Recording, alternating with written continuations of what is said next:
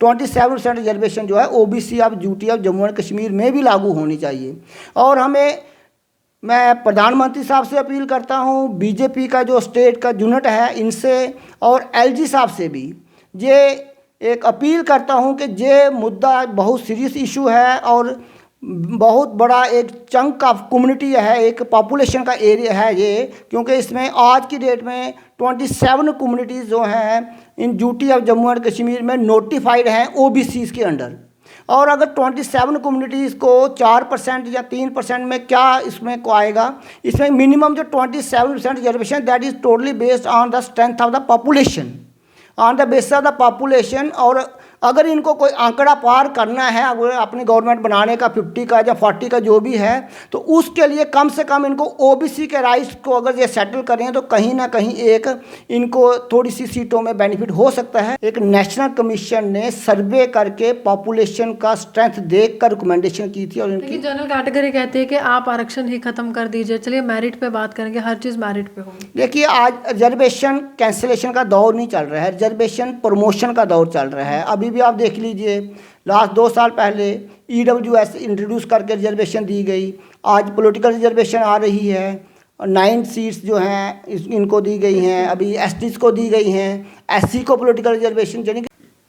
जम्मू कश्मीर में भाजपा जहां आंकड़े की बात करे और 50+ का आंकड़ा पार होने की पूरी तरह से कोशिश कर रही है कि देखिए मुख्यमंत्री की कुर्सी है, वहीं एक आंकड़े की बात आज हम भी करते हैं। वो आंकड़ा है आरक्षण का और किस प्रकार लगातार दावेदारी की जाती है कि 27% आरक्षण जो है ओबीसी क्लास को दिया जाएगा, लेकिन संघर्ष करते हुए पहले 2% किया गया और उसके बाद जो है 4%। अभी भी समय ऐसा है कि अभी भी संघर्ष जो है वो करना बहुत ज़्यादा बाकी है। मोहम्मद लतीफ़ मलिक साहब मेरे साथ हैं और कानून की पूरी समझ रखते हैं और इनसे जाने की कोशिश करेंगे। जम्मू कश्मीर में जब परिसंघ आयोग की रिपोर्ट सबके समक्ष आती है तो हर एक व्यक्ति दावेदारी करता है कि ये सीट रिजर्व हो गई है, वो सीट रिजर्व हो गई है। और अगर 27% रिजर्वेशन की बात है तो किस तरह से सियासत आगे बढ़ने वाली है जम्मू कश्मीर की। मलिक साहब आपसे मैं जानना चाहूँगी, ये जो 27% का आंकड़ा है और वहाँ पर 50+ का आंकड़ा है, तो कौन सा आंकड़ा आपको लगता है कि किसके साथ ज़्यादा वो हुआ है? क्योंकि आप कह रहे कि हमें आरक्षण दे दीजिए, अधिकार दे दीजिए, लेकिन वो मुख्यमंत्री के सपने देखते हैं। Thank you. देखिए राहानी जी, जो 27% रिजर्वेशन का इशू है ये कोई आज का नहीं है। ये इसको ये आंकड़ा जो था ये गवर्नमेंट ऑफ इंडिया ने जब एक प्रेसिडेंट ने कमीशन अपॉइंट किया था बीपी मंडल की अध्यक्षता में, उस कमीशन ने पूरे ऑल ओवर इंडिया में सर्वे करके और ओबीसी की पॉपुलेशन को देख के ओबीसी की पॉपुलेशन को देखकर उन्होंने रिकमेंडेशन की थी कि 27% रिजर्वेशन ये दी जाए। और फिर बीपी सिंह की गवर्नमेंट ने इसको इम्प्लीमेंट किया और जब मसला जो था वो सुप्रीम कोर्ट में लॉन्च कर गया। सुप्रीम कोर्ट में जाने के बाद उन्होंने सुप्रीम कोर्ट को लगा कि 1947 के बाद, आज़ादी के बाद अभी 91-92 तक चले गए हैं और इतनी देर तक अभी जो इशू सेटल नहीं हुआ, इसको वंस फॉर ऑल सेटल करने के लिए उन्होंने एक कॉन्स्टिट्यूशन बेंच बनाया 9 जजेस की कंप्राइज करके कि ये फैसला दें और इसी इशू को पूरे सेटल किया जाए। और वो 16 नवंबर 1992 को उस जजमेंट का फैसला आया, इंदिरा सानी केस से नाम से वो मशहूर है। तो उन्होंने कहा कि जैसे 27% रिजर्वेशन जो है ओबीसी को, that is educate reservation and that is the need of the hour for the upliftment of this community. और क्योंकि उसमें कम्युनिटीज़ जो हैं वो बहुत ज़्यादा नोटिफाई की गई हैं on the basis of the social backwardness और इकोनॉमिक बैकवर्डनेस, उसके बेसिस पे उन्होंने फिर 16 नवंबर 1992 का फैसला आने के बाद all over rest of the countries जो थी वो 27% रिजर्वेशन जो थी ओबीसी को दी गई और वो इम्प्लीमेंट हो गई और आज तक वो चल रही है। रही बात हमारी ये बदकिस्मती इस रियासत जम्मू कश्मीर के ओबीसी के लोगों की कि जहाँ के उस वक़्त के मौजूदा जो हुक्मरान थे उन्होंने आइदर वन वे और द अदर वे इस ओबीसी का नॉमिनक्लेचर ही चेंज कर दिया और ओबीसी को बोल दिया ओएससी और बाकी बैकवर्ड एरिया का उन्होंने डिफाइन कर दिया। हालांकि आज तक कोई भी हमारे कॉन्स्टिट्यूशन में कहीं भी एरिया वाइज रिजर्वेशन नहीं है, that was only purely based on caste wise. और इन्होंने नॉमिनक्लेचर चेंज करके ओएससी में 23 कम्युनिटीज़ को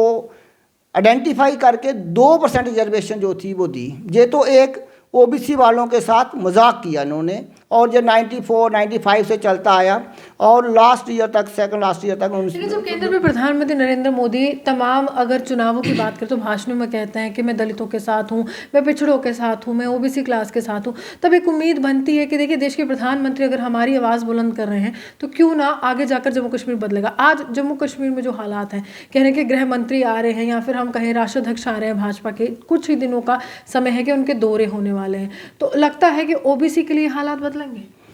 देखो उम्मीद तो हमें है, क्योंकि मोदी साहब जी भी ये क्लेम करते हैं कि मैं भी ओबीसी से तल्लक रखता हूं, मैं भी एक तेलुगु कम्युनिटी से तल्लक रखता हूं जो ओबीसी में आइडेंटिफाइड है, मुझे ओबीसी वालों से बड़ी हमदर्दी है। अगर वो चीज़ है तो हम उम्मीद रखेंगे कि ओबीसी अगर को जो 27% रिजर्वेशन अगर स्टेट हमारी ड्यूटी में इम्प्लीमेंट नहीं होती है तो फिर 370 का जो बेसिक ऑब्जेक्ट था कि 1 नेशन 1 लॉ, वो फुलफिल नहीं होगा। अगर उसको बीजेपी फुलफिल करना चाहती है इन रियलिटी में, तो सेंट्रल के सारे लॉज अब बाकी हमारे जहाँ पे इम्प्लीमेंट कर दिए, तो रिजर्वेशन का लॉ भी सेंटर का ही इम्प्लीमेंट करके 27% रिजर्वेशन जो है OBC of duty of Jammu and Kashmir में भी लागू होनी चाहिए। और मैं प्रधानमंत्री साहब से अपील करता हूँ, बीजेपी का जो स्टेट का यूनिट है इनसे और एलजी साहब से भी ये एक अपील करता हूँ कि ये मुद्दा बहुत सीरियस इशू है और बहुत बड़ा एक चंक ऑफ कम्युनिटी है, एक पॉपुलेशन का एरिया है ये, क्योंकि इसमें आज की डेट में 27 कम्युनिटीज़ जो हैं in UT of Jammu and Kashmir में नोटिफाइड हैं ओबीसीज़ के अंडर। और अगर 27 कम्युनिटीज़ को 4% या 3% में क्या इसमें को आएगा, इसमें मिनिमम जो 27% reservation that is totally based on the strength of the population, on the basis of the population. और अगर इनको कोई आंकड़ा पार करना है अगर अपनी गवर्नमेंट बनाने का 50 का या 40 का जो भी है, तो उसके लिए कम से कम इनको ओबीसी के राइट्स को अगर ये सेटल करें तो कहीं ना कहीं एक इनको थोड़ी सी सीटों में बेनिफिट हो सकता है। अदरवाइज जो है ओबीसी जो है जम्मू कश्मीर का 30 साल पहले भी वही था तो आज भी वही है। जम्मू कश्मीर में जब डीडीसी के चुनाव थे तमाम केंद्रीय मंत्री यहाँ पर दौरे पर आए थे, 317 हटने के बाद कभी 60 केंद्रीय मंत्री आते, कभी 36 आते हैं, लेकिन उसके बाद भी किसी केंद्रीय मंत्री की जुबान पर ओबीसी की कभी चर्चा नहीं देखने को मिली। क्या आपके समाज में से कोई व्यक्ति उनसे मिलने के लिए गया था? मुझे ये लगता है कि हमारी स्टेट विंग का जो ओबीसी का जो यूनिट्स हैं या पॉलिटिकल पार्टीज़ के जो विंग्स हैं वो आज तक गवर्नमेंट ऑफ इंडिया को ये सीरियस और जेन्युइन इशू प्रोजेक्ट करने में ही शायद कहीं ना कहीं नाकाम हो गए हैं। और मुझे उम्मीद है कि आज हमारी स्टेट का जो बीजेपी का विंग है, बाकी पॉलिटिकल पार्टीज़ का जो विंग है, ओबीसी विंग्स हैं, अदर बैकवर्ड क्लासेस कमीशन जो है, वो मुझे लगता है कि कहीं ना कहीं गवर्नमेंट ऑफ इंडिया के नोटिस में और गृह मंत्री के नोटिस में और हमारे प्राइम मिनिस्टर के नोटिस में ये संगीन इशू लाएंगे कि 27 कम्युनिटी जो हैं आज भी 370 की एब्रोगेशन के बाद इस रिजर्वेशन के कानून से आज भी महरूम हैं। लेकिन जब पूरे देश में एक कानून है तो जम्मू कश्मीर में उन नेताओं को ही जिम्मेदार माने, चाहे बीजेपी पीडीपी की सरकार की मैं बात करती हूँ, कांग्रेस नेशनल कॉन्फ्रेंस तो बहुत पुरानी बात होगी, लेकिन अभी हाल ही में जो सरकार बनी थी उसने क्या किया आपके लिए? देखिए, जो पहले चल रहा था रिजर्वेशन 94 से स्टार्ट हुआ था 2% हमारे जम्मू कश्मीर में, वो 2020 तक चला। 2020 में ये 2% से होकर 4% हुआ।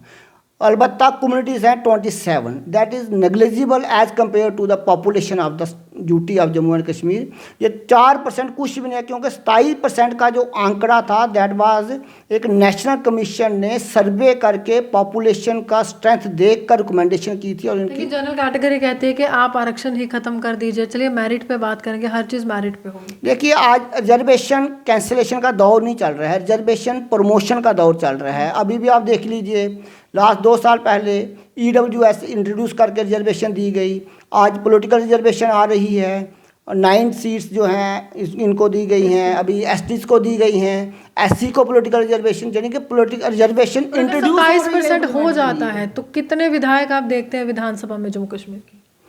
अगर 90 का 27% आप देखेंगे तो एटलीस्ट 15 के आसपास आंकड़ा तो आएगा।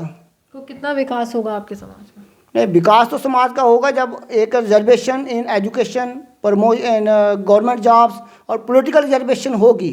तो आने वाले दौर में मुझे लगता है 10 सालों में ओबीसी का भी जो है विकास जो है आम पब्लिक को रोडों पे दिखेगा। गृह मंत्री के लिए भी चर्चा है कि गृह मंत्री का दौरा जम्मू कश्मीर में होने वाला है, राष्ट्राध्यक्ष भी आने वाले हैं। क्या सोचा है कि मुलाकात का अगर समय मिलता है या उपराज्यपाल मनोज सिन्हा से मिलता है तो किन किन तथ्यों पे आप बात करना है? अगर मनोज सिन्हा जी से या हमारे गृह मंत्री जी से हमें अगर उनके साथ अपॉइंटमेंट मिलती है तो डेफिनेटली हम उनसे मिलेंगे और अपने जेन्युइन इशू जो हैं वो उनको प्रोजेक्ट करेंगे और जो सीरियस इश्यूज उनके नोटिस में लाएंगे और उनको इस चीज़ से आगाह करेंगे कि ये इतने सालों से